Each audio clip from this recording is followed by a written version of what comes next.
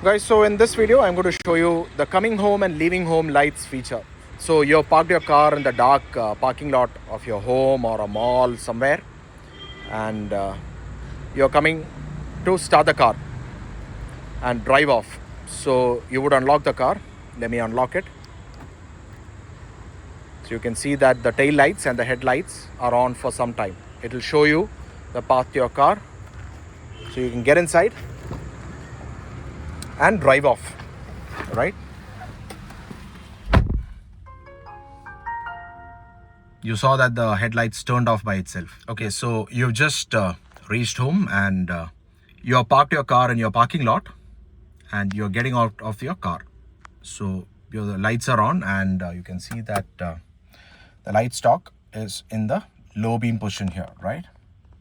There you go. And you're getting out of your car. Simply lock it. You've taken the key and I've pressed the lock button. So the car headlights would remain on for some time till it shows you the path to your home.